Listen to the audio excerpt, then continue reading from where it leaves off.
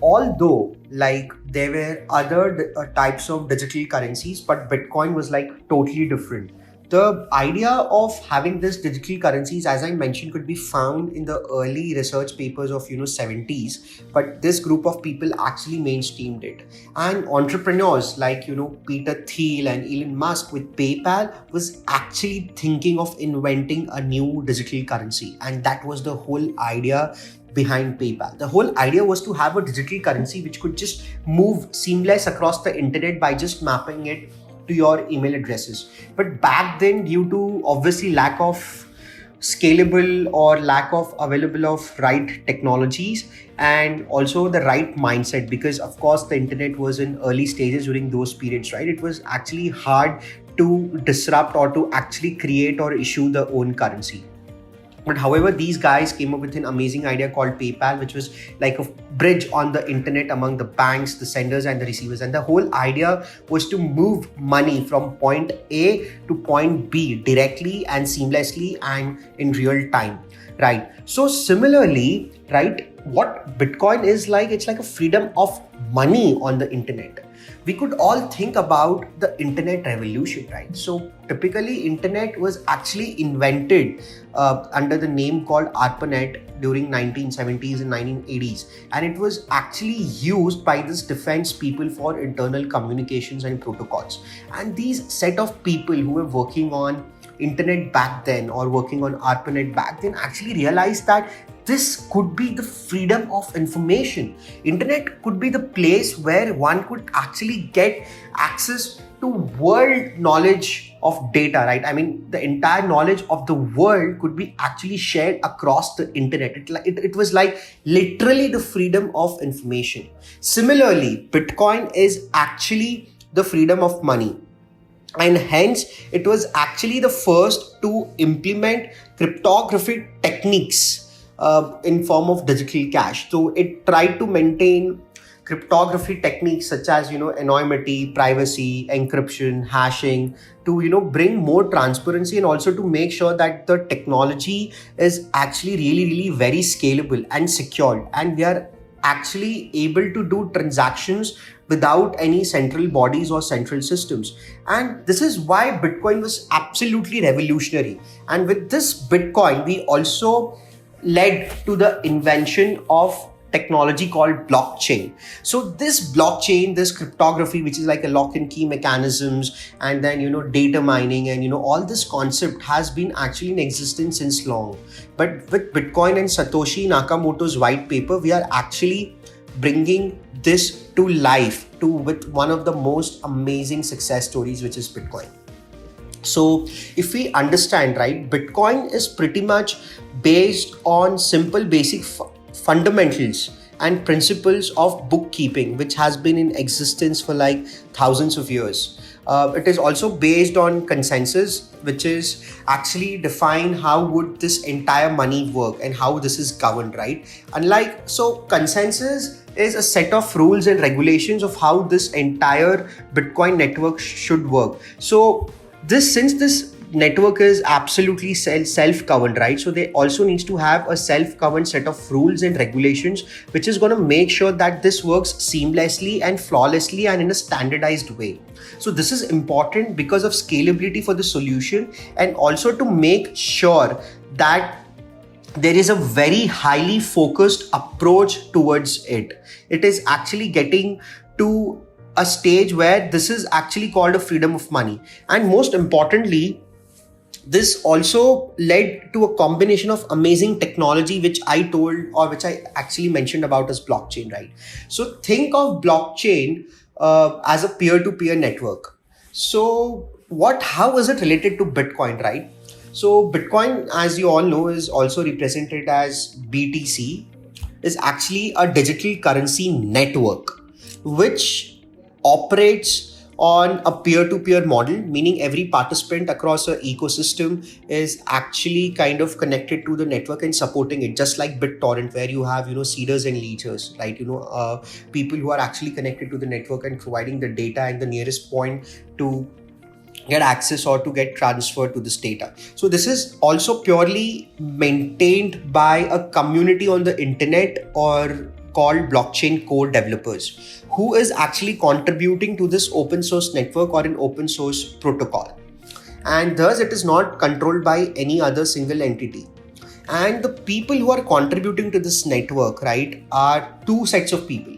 So one are the developers, which are called Bitcoin code developers. The other group is basically called miners. So miners are the people who are actually providing the infrastructure, or you could say a server in a form which is a node, to make sure that the network uptime is guaranteed and this network protocol or this network actually works seamlessly. So you might ask, what these people have in terms of incentivization, that why they are doing this, right? So of course, everybody who is contributing to this network, specifically the miners, they actually get awarded in terms of bitcoins. So these bitcoins are actually produced based on the contribution by the miners. So I'm going to explain this, how it works in a bit of detail and in a very simple way, right? So now, why Bitcoin is often compared to digital gold, right? So there are a lot of aspects towards this, and Bitcoin really has a very amazing economics behind this. So typically, let's first try to understand what is the role of miners and why miners are important. So Bitcoin is actually capped at 21 million.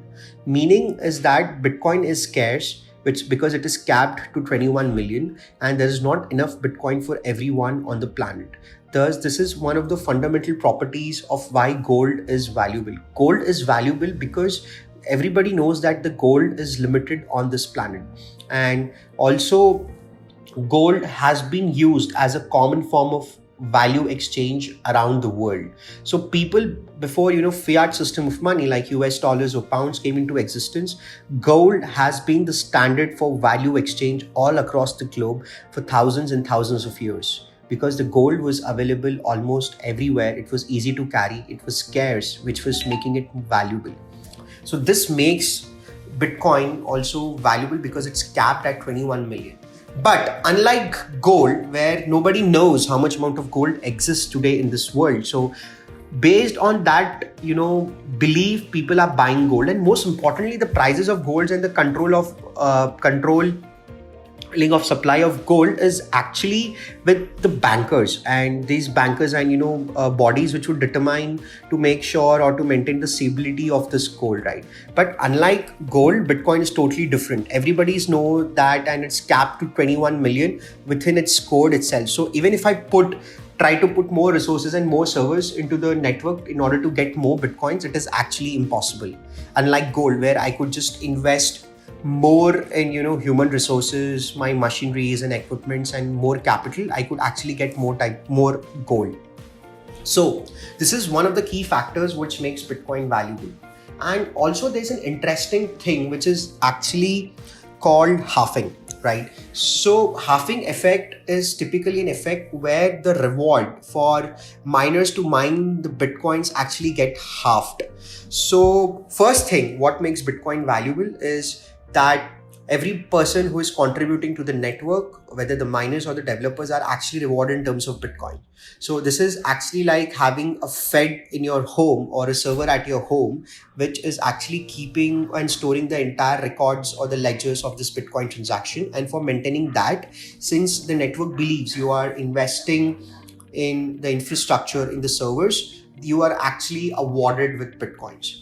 The reason number two is that every 10 minutes in this, as since Bitcoin works on this amazing technology called blockchain, a new block is produced. So what is this block? This block is actually a piece of data which would contain information, right? The sender's information, the receiver's information, and obviously how much amount of Bitcoin is there, along with some other key parameters or variables, right? So this is the key thing what blocks contains, and the job of miners is to maintain this block or this data structures in a form called blockchain, meaning that every block is connected to one another. Every block is carrying the data with reference to the previous block. So whenever a money moves or a data moves from point A to point B, this miners would actually verify this transaction. So this blockchain network is going to check for ledgers or check for balances, whether A had this much amount amount of balance or not. So typically we are just not actually moving a piece of data, but we are actually keeping a record or a ownership of piece of data.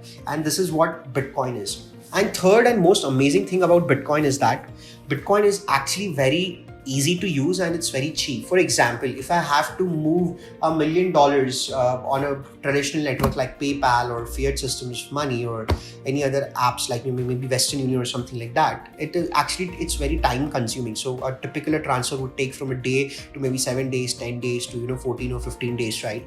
And also it's very expensive. So typically I'm losing 2%, 3%, even in some cases like 10% of the value. Plus it's not real time. And at the same time, I'm also exposed to forex volatility or the foreign money exchange risk. So imagine typically, people like in Africa and South American countries like Venezuela, where my value of money is actually falling every minute. These guys don't have access to basic financial infrastructure because of obvious reasons. Why would a bank would go there and take that kind of a currency exposure, right? So Bitcoin is actually a hope for them because it is like a global payments network, irrespective of your any identity or any place. You could actually get access to the Bitcoin network by just getting the wallets, and you could actually receive money from anywhere around the world like instantly. And this is one of the most important things what makes Bitcoin actually really cool. It's like a freedom of finance, meaning everybody has access to the universal financial opportunities. It's like a gateway, right? So number 4 is that to protect these Bitcoin transactions or this entire business Bitcoin network is actually protected by cryptography. So cryptography is like a lock and key. So one of the key jobs of the miners is to provide security to the network. So with more and more transactions getting added to the network, miners would also be responsible for hashing or maintaining the cryptography integrity of this network. Hence, miners are actually investing a significant amount of time, energy, resources, and the cost of infrastructure in actually producing a Bitcoin, right? So if you see a gold or if you see a fiat system of money, there is actually practically no cost of producing or printing money, but there is a cost of mining gold. This is exactly like the same procedure of mining Bitcoins. So as you're mining gold physically, you're actually mining gold digitally on internet using Bitcoin, and that's what miners do. So they mine the Bitcoins, they maintain the ledgers to make sure that all the books are safe, records are safe kept across universal, and also they are providing the data infrastructure, a backbone to the network, and at the same time providing security to the network. Now I'm coming to one of the most interesting points which makes Bitcoin even more valuable, and I have few interesting stats and data on what makes this network valuable. So there's something called halving effect, if you remember, as I mentioned you earlier. So halving effect is an effect where the block reward, so every miner gets reward in terms of Bitcoins for mining a block. So when it started in 2008, the block reward was actually capped at 50 Bitcoins for every 10 minutes. So whenever a block used to get produced, like every 10 minutes, based on the computational power a person has contributed, were actually receiving Bitcoins. Since the Bitcoin was actually new and everything was new, of course, there were very limited number of miners, but very high amount of Bitcoins to be distributed. And this economics works wonderfully well because, of course, when something is new and it does not have any value, a person who is taking more risk should be awarded more. Hence, every 10 minutes, a block used to get produced and they will awarded 50 Bitcoins. Now, after 4 years, in 2012, this block reward gets reduced to 25 Bitcoins for every 10 minutes. And the price during this period was, maybe about 25 cents. So it started with actually the value of each Bitcoin started to trade was absolutely free. You could just mine Bitcoin using your computers. And the price was about $0.01. But when this halving effect took place, it just pumped to, about 25 cents. And everybody then thought it's a bubble, right? I mean, something which is going maybe 250 times, like, from $0.01 to 25 cents is a big thing. And everybody thought that this is dead, this is going to die. And after the halving effect was completed, you might think this might be the market FOMO or a fear of missing out. The price dropped to about maybe 12 cents or something like that, right?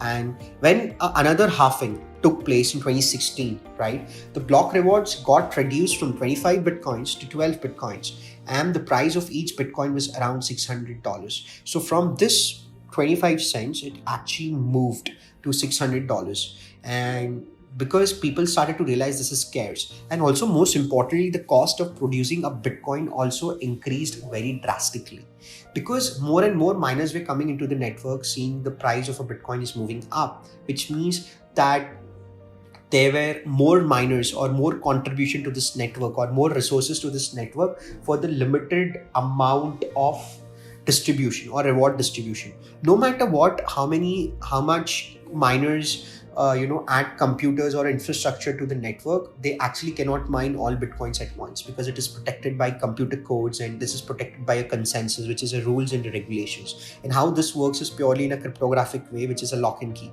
So it's purely a self-governed, autonomous way of actually managing finance, which is controlled by no one but the community, in interest for community and by the community.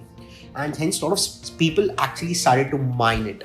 So when they started to mine, which means that this network difficulty is actually going up, and the cost of producing the same bitcoin is also increasing. So originally, actually, bitcoin comes from the miners, because miners are the ones who is mining Bitcoin. It's exactly like the gold. The gold comes from the miners to maybe some banks and processing units and end consumers and so on. So this is also exactly the same thing, where Bitcoins first gets into the hand of miners, and miners determine the price of it. But unlike gold, Bitcoin is since tradable 24/7 globally, and the whole idea behind Bitcoin is the freedom of finance, right? It's exposed to market risk and it's little volatile. And Bitcoin has crashed significantly a lot of times.